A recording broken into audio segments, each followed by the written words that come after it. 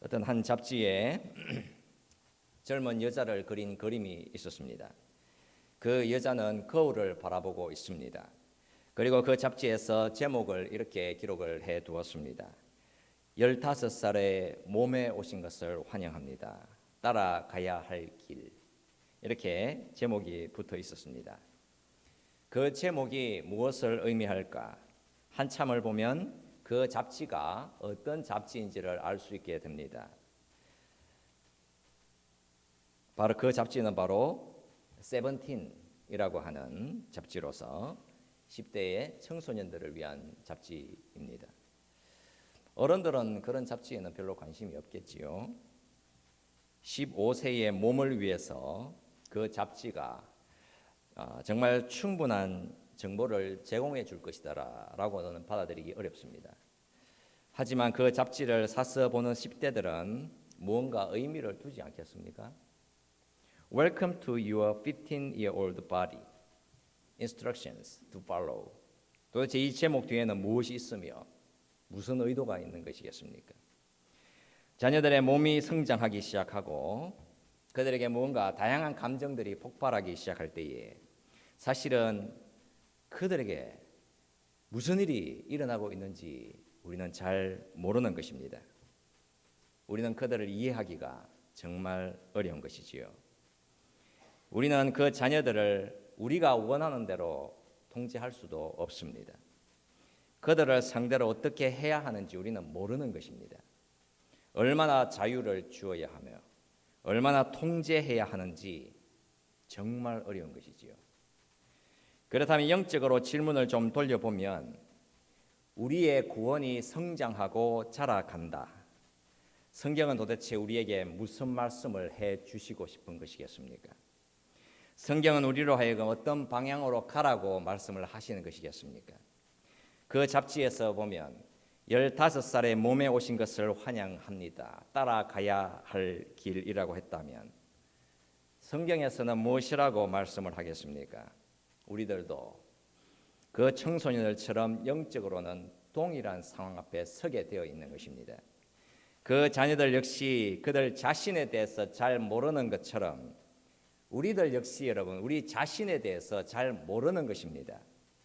그 수많은 다양한 일들과 수많은 다양한 감정들, 수많은 흔들림들과 변화들이 우리 안에서 쉴 틈 없이 매일매일 일어나게 되어 있지 않겠습니까?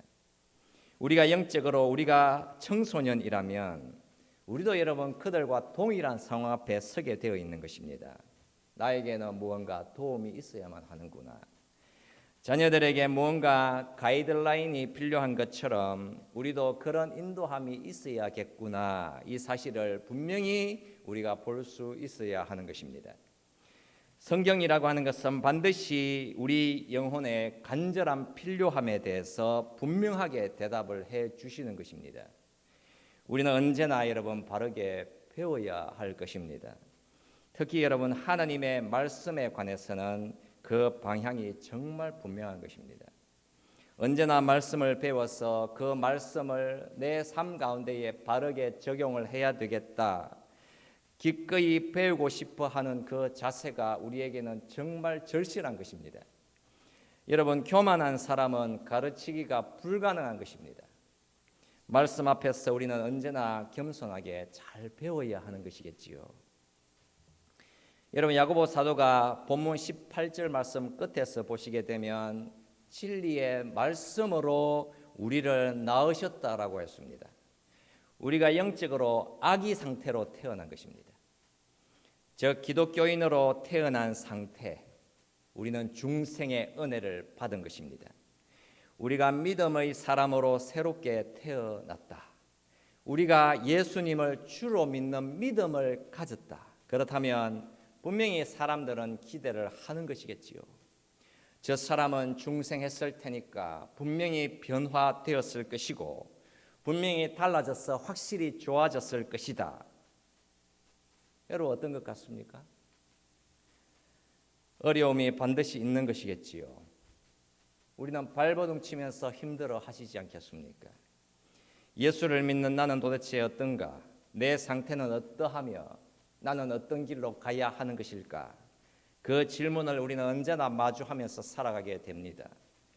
여러분, 이 본문 말씀에서 야고보 사도는 21절 말씀에서 그 길에 대해서 분명히 말씀을 해주고 있는데, 너의 영혼을 능히 구원할 바 마음에 심어진 말씀을 온유함으로 받으라라고 했습니다. 우리가 여러분 그리스도인이 된다고 한다면 우리는 언제나 하나님 말씀 앞에 서게 되어 있는 것입니다. 분명히 하나님 말씀과의 관계에 변화가 생겨나게 되어 있는 것이지요. 그 말씀을 따라서 우리는 반드시 반응하며 살아가게 되어 있습니다. 새로운 마음으로 새롭게 자라가게 되어 있는 것입니다.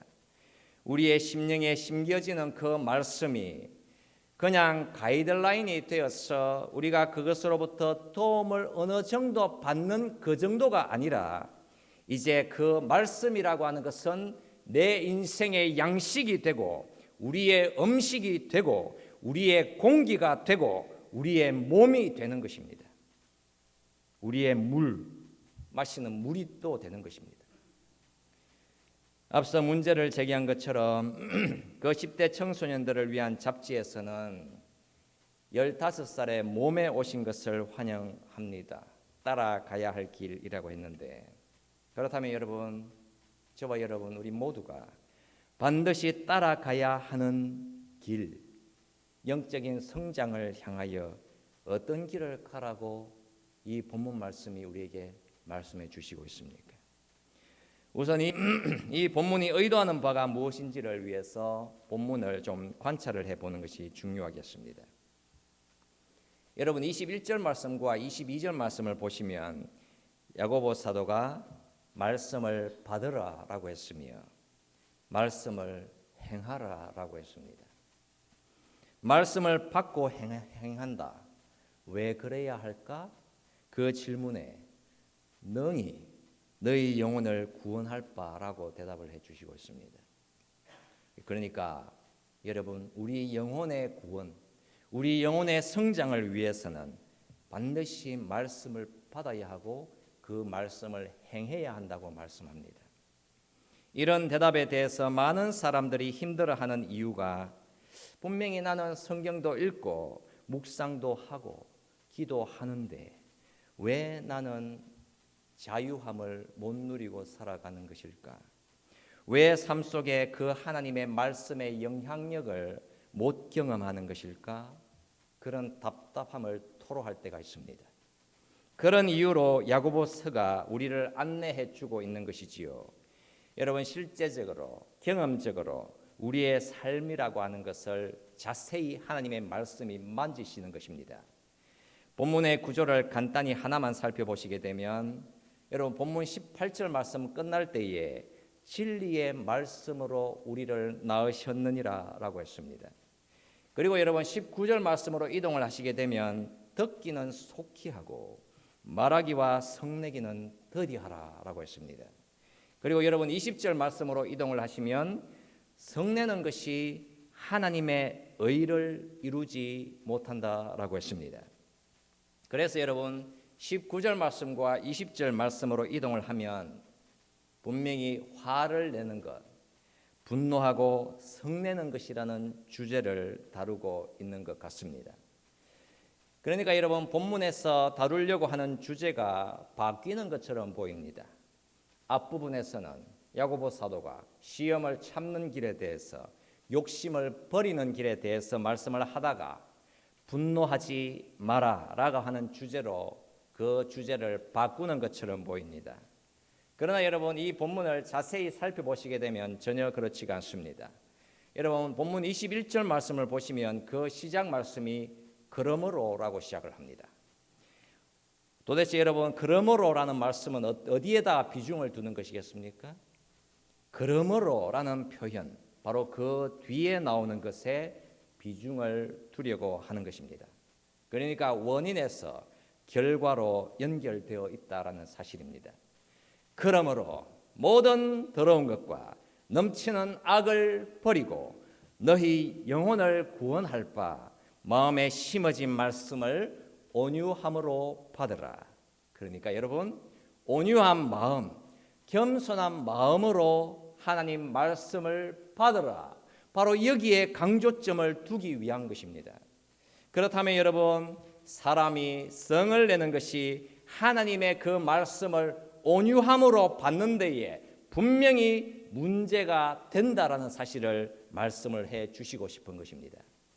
우리는 여러분, 하나님의 그 말씀을 분명히 겸손하게 잘 받아야 하는데 바로 그 길을 심각하게 위협할 수 있고 가로막을 수 있는 길이 바로 성내는 것이다 라고 말씀을 하고 있다는 사실입니다. 여러분, 우리가 왜 잘 변화되지가 않겠습니까? 예수를 주님으로 믿는 우리가 왜 자유케 되지를 못하겠습니까? 왜 우리는 불만족하게 생각하며 답답하게 생각하며 그렇게 살아가겠습니까? 그 사실을 확인해 볼 수 있는 말씀이 바로 성내는 것, 즉 교만한 영혼 때문입니다. 우리가 여러분 남들의 말에 잘 귀를 기울이지 않는다. 우리가 하나님의 말씀에도 잘 귀를 기울이지 않는다. 그러니까 듣는 데에 인색하다. 왜 그럴까? 그 이유는 분명히 우리의 심령 가운데에 분노하며 살아가고 싶은 심령, 교만한 심령이 자리를 잡고 있기 때문에 그렇습니다. 아주 정확한 것이지요. 20절에서 말씀을 합니다. 사람이 성내는 것이 하나님의 의를 이루지 못함이라. 여러분, 분명히 분노라고 하는 것과 말씀의 성장 사이에는 중요한 연관이 있는 것인데, 그렇다면 여러분 어떤 것 같습니까? 우리 그리스도인들이 화를 안 내겠습니까? 여러분 무조건 화를 안 내야 하는 것입니까? 여러분 그렇지 않겠지요. 야고보 사도가 분노를 전하면서 중요한 말 한 가지를 넣어두었지 않습니까? 그 말씀이 바로 본문 19절 말씀에서 성내기도 어떻게 하라고 하죠? 더디 하라고 하잖아요. 더디. 여러분 더디라는 이 말씀을 한국어로는 뭐라고 합니까? 더디. 이 말은 여러분 빨리빨리의 반대말인 것입니다. 빨리 화내지 말라는 것입니다. 여러분. 재빨리 화내지 말라는 것입니다. 사람들은 왜 여러분 빨리빨리 화를 내는 것이겠습니까? 사람이 분노하는 이유는 자신들이 무언가를 변호하는 데에 에너지를 사용을 하기 때문에 그렇습니다. 무언가 내가 변호해내는 것이 생겨나게 되고 내가 지켜내야 하는 것이 생겨나게 되는데 바로 그 일을 위해서 화라고 하는 에너지를 방출해내는 것입니다. 여러분 예수님께서도 상처 있는 자들과 연약한 자들을 변호해 주시면서 분노를 하셨습니다. 주님도 무언가를 지켜내시더라는 사실입니다. 분명히 선하고 아름다운 것은 우리 믿는 자가 반드시 변호해서 지켜낸다면 그것은 환영하고 반기는 일인 것입니다.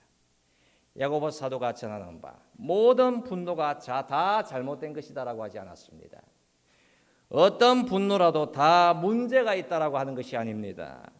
그런데 화라고 하는 분노에는 분명히 잘못된 분노가 있다라는 사실을 말씀을 하고 있는 것이지요. 잘못된 분노의 성격은 더디하는 분노가 아니라 즉각적으로 빨리빨리 하는 분노인 것이며 그 분노가 어떤 종류이며 어떤 방향으로 안내를 하는가, 악으로 안내하는 분노다라는 사실입니다. 그래서 야고보 사도가 모든 더러운 것과 넘치는 악을 내버리라고 말씀을 했습니다. 화를 잘 낸다. 화를 내는데 너무도 빠르다. 분명히 그 인생은 문제가 있는 인생인 것입니다. 말하면 화낸다. 걸핏하면 화낸다. 반드시 여러분 교정되어야 할 인생인 것입니다. 또 여러분 화를 낸 뒤에 분명히 후회할 만한 무언가가 오더라. 너무나도 화를 내서 내가 후회된다. 그러니까 여러분 후회할 분노를 했다면 분명히 문제가 있는 인생인 것입니다. 여러분 분노를 놓고 보십시오. 분노의 반대편에는 무엇이 놓여져 있습니까? 분노의 반대편에 놓여져 있는 것은 자기 통제가 아닙니다, 여러분. 분노의 반대편에는 겸손이 놓여져 있습니다. 온유함이 놓여져 있잖아요. 그렇다면 죄스러운 분노, 아주 위험한 분노, 악한 분노를 일으키는 원인이 도대체 무엇이겠습니까, 여러분? 그것은 바로 교만함입니다. 쓰라림인 것이며 원한의 감정입니다. 사람은 언제나 본성적으로 그 심령 속에 무언가를 통제하고 싶은 마음이 있습니다. 통제할 수 없는데도 통제하고 싶어 하더라.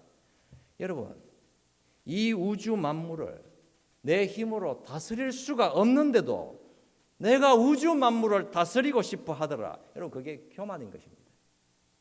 우리는 분노할 때에 무엇을 변호하시는 것입니까? 여러분 뭔가 아름답고 선하고 참된 것을 변호하고 싶어 하십니까? 그러면 여러분 분노를 잘 사용을 하셔야 하는 것입니다. 여러분, 이 세상의 가정들에서 일어나는 다양한 학대들을 들여다보게 되면 어떤 일이 일어납니까? 흔히 여러분 남편들이 분노를 조절하지 못해서는 결국 그 방향이 자녀들과 아내들을 향해서 욕하고 구타하더라. 여러분 도대체 무슨 일이 일어나는 것이지요? 매 맞는 아내가 뭐라고 합니까, 여러분? 그 사람이 갑자기 화를 내고는 나를 그냥 때렸어요 라고 하던가요? 여러분, 그렇게 말을 하지 않고 그 사람은 내 말을 들으려고 하지를 않아요. 여러분, 그렇게 말하잖아요. 악을 가지고 분노하는 사람들은 언제나 여러분 그런 마음이 있는 것입니다. 내 방식, 내 길, 내 생각과 내 이미지를 파괴시키려는 사람은 그 어느 누구를 할지라도 나는 절대로 용납하지 못한다. 그러니까 여러분, 남들의 말을 전혀 들으려고 하지를 않더라는 사실입니다. 귀를 기울여서 들으려고 하지 않습니다. 말했는데도 그 말이 전혀 들리지도 않으며 상대방의 말을 들을 의도가 없는 것입니다. 예수의 복음으로 자유케 되지를 못하더라는 사실이지요. 복음의 소리를 들어야 하는데 그 소리가 들리지도 울리지도 않습니다. 복음이란 도대체 무슨 소리를 냅니까? 복음은 분명한 소리를 내는 것입니다. 당신은 예수 그리스도 안에서 무조건적으로 사랑을 받았다. 분명히 하나님의 사랑을 받고 있다라는 소리를 복음은 내는 것입니다. 그렇다면 여러분, 이런 듣기 좋은 소리만 내겠습니까? 복음이 아닙니다, 여러분. 복음은 다른 소리도 냅니다. 당신은 실패한 사람입니다. 당신은 불가능합니다. 당신은 하나님 앞에서 전적으로 무기력한 죄인입니다. 반드시 그 소리도 내는 것입니다. 그러니까 두 가지 소리를 다 내는 것이지요. 당신은 철두철미 죄인이다. 그리고 당신은 절대적으로 하나님의 사랑을 받았다. 이 두 가지 사실을 동시에 선포해 주는 것이 복음입니다. 따뜻함과 차가움, 미소와 냉정을 반드시 다 가지고 우리를 마주해 주시는 것이 복음인 것이지요. 예수의 사랑, 그분의 십자가 사랑 주심으로 인해서 너가 세우고 싶어하는 그 자기 이미지는 그만 잊어버려라. 너를 내려놓으라라고 말씀을 하시는 것입니다. 너를 위한 대속의 죽으심이라고 하는 것이 너를 구원해냈는데 그보다 더 중요한 자존심과 교만이라고 하는 것이 어디에 있을 수 있겠는가? 놓아라, 붙들고 살아가는 너를 이라고 부르시는 것입니다, 여러분. 복음으로 인한 만족이 없으면 여러분 언제나 우리의 인생은 뭔가 희생양을 찾아다니게 되어 있는 인생인 것입니다. 누가 감히 내 자존심을 건드렸는가? 다 저놈들 탓이며 심지어 저 하늘에 있는 하나님 탓이다. 그렇게 비난할 대상을 찾아다니면서도 나라고 하는 사람의 실패와 나의 낙심과 나의 어리석음을 인정할 수도 없는 것입니다, 여러분. 우리는 원한의 감정도 억울함도 붙들고 있을 이유가 전혀 없는 사람들인 것이지요. 나는 100% 하나님 앞에서 용서받은 죄인이라고 하는 그 현실이 우리로 하여금 분노를 계속해서 붙들고 살아가는 그런 이유를 삭제시켜 버려야 하는 것입니다. 우리가 화를 즉각 잘 내는 사람이며 우리가 후회와 악을 만드는 분노를 잘 내는 사람이라고 한다면 여러분 결국 어디에 가장 심각한 문제가 생겨나겠습니까? 여러분, 하나님의 말씀으로 우리가 출생을 했는데, 그리고 그 말씀이 내 안에서 계속해서 자라가야 하는데, 바로 그 성장을 가로막아 서는 아주 무서운 힘, 그게 여러분 바로 자기의라고 하는 힘인 것이며, 짜증을 정말 잘 내고 분노를 잘하는 아주 위험한 자기 본성인 것입니다. 여러분, 우리가 이 세상에서 여러분 우리가 원하는 대로 통제할 수 있는 게 뭐가 있기나 합니까? 우리가 그렇게 무언가를 잘 통제하면서 우리가 원하는 대로 그 인생길이 펼쳐집니까? 하나님께 긍휼과 자비와 사랑과 도우심을 구하는 것 외에 우리가 무엇을 할 수가 있겠습니까? 겸손 외에는 답이 없습니다. 우리 구원의 성장의 길 말입니다. 도대체 나는 왜 내가 그렇게 화를 내고 있으며 무엇을 그렇게 변호하려고 하는 것일까? 나의 자존심인가? 아니면 예수님의 십자가인가? 왜 예수께서 나를 살리시겠다고 그 십자가의 길로 가셨는 것인가? 여러분 한번 물어보시란 말씀입니다. 하나님이 우리를 낳으시되 하나님의 말씀으로 우리를 새롭게 출생케 하셨는데, 이제 그 말씀을 따라서 성장을 하고 자라가는 데에 있어서는 반드시 하나님은 우리의 성품이라고 하는 것을 반드시 사용하시게 되는 것입니다. 예수 안에서 당신의 성품이 어떠한가? 그 질문은 반드시 우리를 겨냥해 오게 되어 있습니다. 성품이 차갑고 오만하며 화로 가득 차 있더라. 그 상태는 분명히 우리의 영을 저해하고 그 영의 목숨을 파괴시키게 되어 있는 것입니다. 쉽게 화를 내는 교만한 사람의 특징을 여러분들은 볼 수 있겠습니까? 여러분, 교만한 사람은 자신이 말하는 모든 것에는 전부 다 확신이 들어있으며 중요한 것과 사소한 것, 그 사이의 차이를 못 느끼며 삽니다. 정말 작고 사소한 것에도 모든 것을 쏟아 부어서 자신을 정당화시키게 됩니다. 모든 것에 논쟁을 일삼습니다. 그래서 그 사람이 주장하는 신념 아주 작은 것 하나가 무너지면 그 사람은 전체가 와르르 무너지게 됩니다. 그래서 교만한 사람은 가르쳐 줄 수가 없습니다. 무엇이 없는 것이겠습니까? 분명히 무언가와 부딪히는 것을 언제나 즐기고 싸우면서도 눈물과 아픔으로 부딪히려는 애통함이 없는 것입니다. 배려와 사랑이 없는 것이죠. 하지만 자신에 대한 비판은 결코 받으려고 하지 않습니다. 자신에 임한 비난과 비판이 임하게 되면 그냥 그 자리에 주저앉아 버리게 됩니다. 그래서 그런 자리를 어떻게든 피하려고 분위기 살펴서 수세나 비난의 자리에 서는 것을 회피하면서 빨리빨리 도망을 가게 됩니다. 자신의 승리를 자축하는 자리에는 언제나 찾아가서 논쟁하고 부딪혀서는 그 봐라, 확실히 내가 낫지 않느냐? 그 정명의 자리에 서는 것을 너무나도 좋아합니다. 그러나 사랑으로 하나님의 진리를 말하려는 마음이 없습니다. 겸손한 사람은 여러분 하나님의 사랑으로 부딪히게 되어 있으며 자신의 부족함이라면 언제나 인정할 준비가 되어 있는 사람입니다. 그래서 겸손한 사람은 나의 참으로 부족함에도 불구하고 언제나 행복함을 경험할 수 있습니다. 기뻐할 수 있고 언제나 회복될 수 있습니다. 교만한 사람은 인생 그 자체가 언제나 불행합니다. 무언가 좋지 않은 일이 발생했다 그러면 그 마음이 그냥 분노하는 것입니다. 왜 이런 일이 일어났어 나에게? 왜 저런 일이 일어났어 나에게? 그게 도대체 말이 돼? 언제나 불만과 원망을 들고 살아가는 것입니다. 늘 언제나 그렇게 삽니다. 매일매일을. 하나님보다 훨씬 더 내가 더 잘합니다.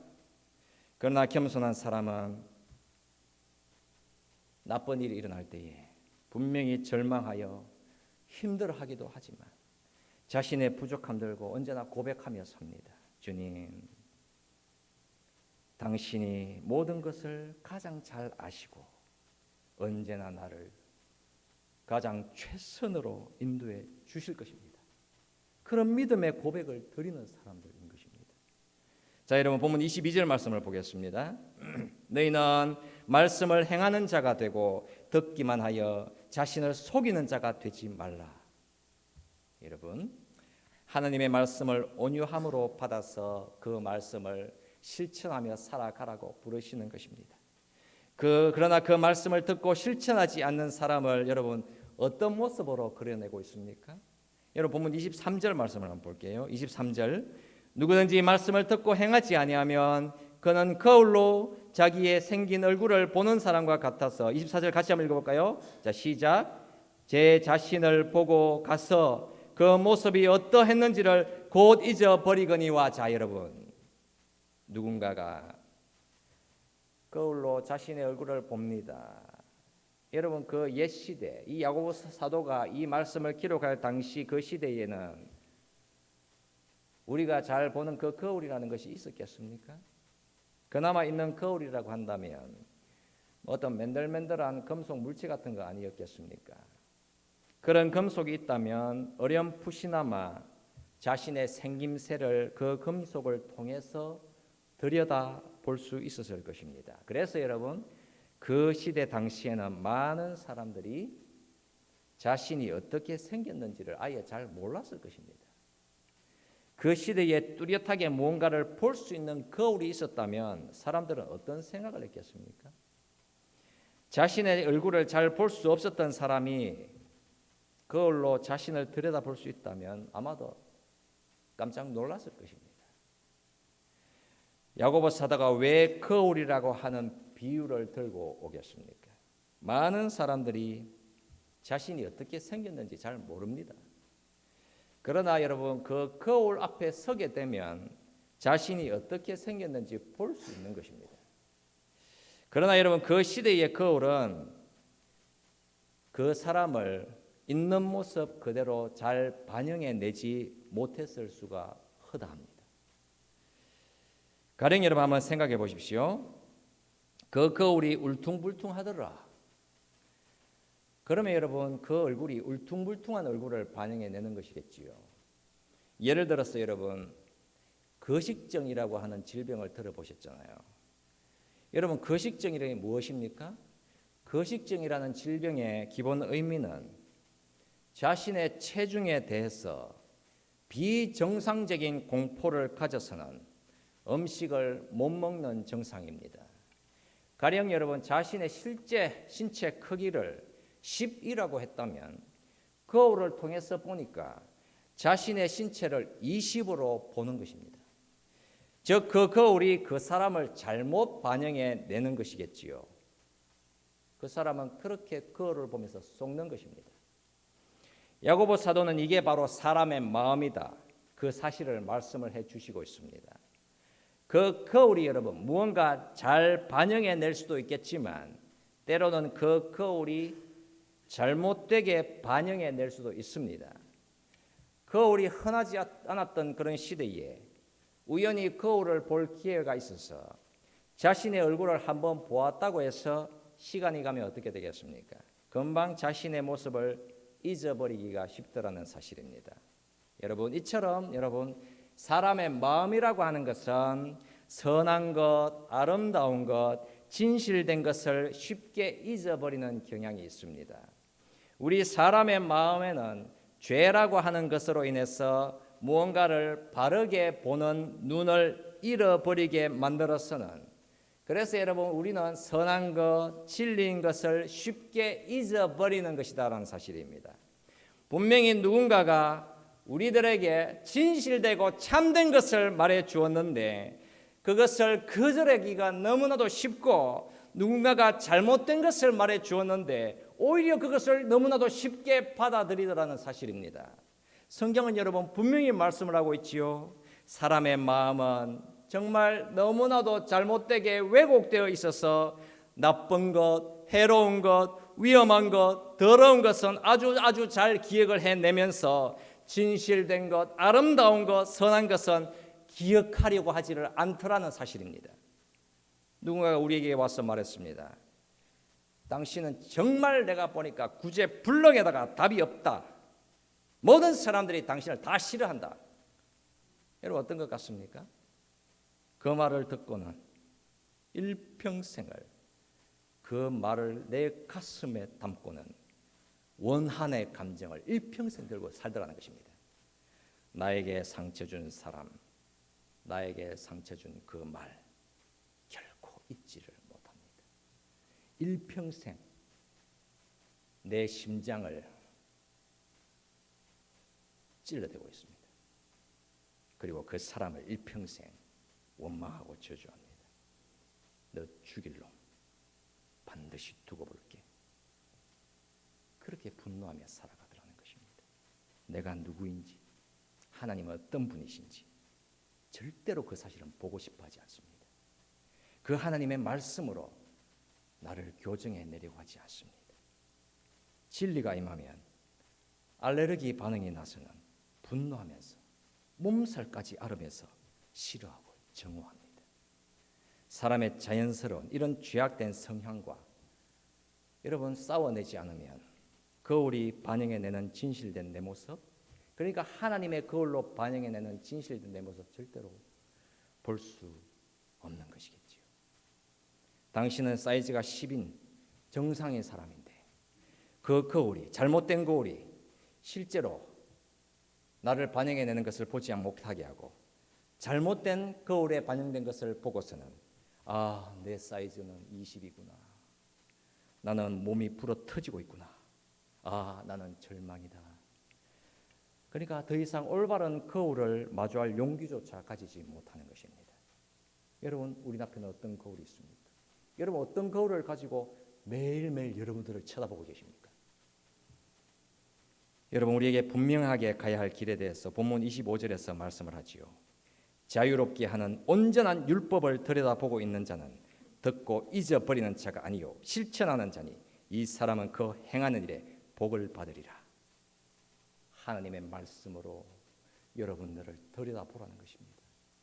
자꾸 엉뚱한 거울 들고 와서 그 거울로 나를 보지 말고 제발 좀 하나님의 말씀이라는 거울로 나를 좀 들여다보라는 말씀을 하시는 것입니다.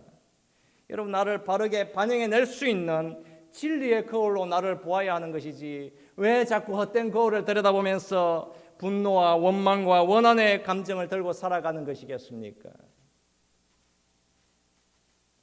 여러분, 우리는 하나님의 생명의 말씀을 들고 온유와 겸손의 심령으로 그 말씀을 통해서 나를 교정시켜 나가고 변화와 생명의 자리로 가야 하지 않겠습니까? 우리는 올바른 거울을 들고 살아야 합니다. 나를 바르게 볼 수 있게 만드는 진리의 거울, 때로는 나를 야단치시며 그 길로 가서는 안 된다라고 말씀을 하시는 그 거울, 예수의 거울을 들고 살아야 하는 것입니다. 늘 언제나 그 거울을 우리는 들고 살아야 하는 것이겠지요. 성경 말씀이 우리에게 보여주시는 바로 그 거울, 그 거울은 바로 인격이신 예수의 거울인 것입니다. 그 거울을 들여다보니 하나님이 나를 위해서, 나 같은 죄인을 위해서 무슨 일을 하셨는지를 볼 수 있게 만들어 주시지 않습니까? 예수께서 나를 위해서 십자가에서 산산이 조각나시는 그 모습을 보여주시는 거 아니겠습니까? 여러분, 그때 하늘도 울었습니다. 땅도 울었습니다. 우리가 근심스럽고 우리가 힘들고 우리가 어렵고 고난이 올 때에 여러분, 우리는 어떤 거울을 쳐다보시면서 살아가십니까? 우리에게 참된 평강과 자유와 안식을 주시는 바로 그 예수의 거울 앞에 우리가 서서 그 거울 바라보고 우리가 걸어야 하지 않겠습니까? 예수 그리스도의 그 은혜 아래에 겸손히 우리를 복종시켜야 하는 것입니다. 완전한 실패, 완전한 부족, 바로 우리의 이 모습 들여다보게 하시고 그러나 하나님의 완전하신 사랑이 여전히 나를 강권하시고 있음을 깨달아서 우리는 계속해서 우리의 분노들을 제어해 나가고 겸손함으로 마음의 여유를 누려야 하며 언제 어디서나 하나님 그 말씀의 통치를 받아서 그 말씀을 따라서 살아가셔야 하는 것입니다. 여러분, 절대로 쉬운 길이 아닙니다. 정말 쉽지 않습니다. 치명적인 암으로 고통하던 한 성도가 자신의 임종을 앞에다 두고는 저의 귀에다 나직이 속삭였습니다.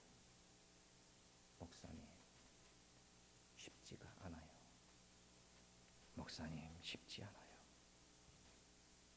여러분, 정말 쉬운 것이 아닙니다. 여러분, 치명적인 암이 우리의 생명을 빼앗아 가는 것보다 훨씬 더 위험하고 훨씬 더 치명적인 것은 바로 교만함의 독설, 쉬지 않는 분노, 꺼지지 않는 자기 중심, 영원한 사망인 것입니다. 여러분, 이 땅에서 우리가 죽으면, 그 암이 우리를 죽여버리면 우리의 몸은 온전히 다시 살아나게 되어 있습니다. 그러나 이미 파괴되어진 영혼은 구제하기가 불가능한 것입니다. 여러분, 절대로 쉽지 않습니다. 그래서 우리는 이 쉽지 않은 것, 그러나 하나님의 말씀이라고 하는 것은 생명력이 있어서 그 말씀이 나를 변화시켜 주시기를 우리는 간절히 사모해야 하는 것입니다. 우리가 가야 할 길, 하나님의 말씀의 그 거울에 우리를 늘 비추어서 그 말씀으로 우리를 교정해내고 그 말씀으로 하나님 사랑, 이웃 사랑을 언제 어디서나 실천해 나가시는 주의 복된 성도님들 다 되실 수 있기를 우리를 구원해 주신 예수 그리스도 이름으로 축원드립니다. 아멘. 같이 기도하시겠습니다. 살아계신 하나님, 우리의 영혼이 하나님 앞에서 자라갈 수 있기를 원합니다. 우리가 그 하나님의 말씀을 먹고 마시고 그 말씀의 거울 앞에 비추어서 우리를 교정해 나갈 수 있기를 원합니다.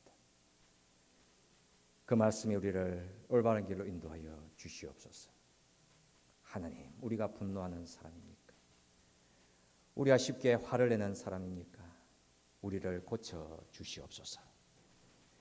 하나님, 우리의 심령에 가득 찬 교만함을 제거해 주시고 겸손한 심령으로 하나님의 말씀을 받아서 하나님께서 기뻐하시는 온유한 심령으로 이 어두운 세상을 복음의 능력으로 마주해 나가게 하여 주옵소서. 하나님, 주의 임재하심 앞에 우리가 나와서 경배드립니다.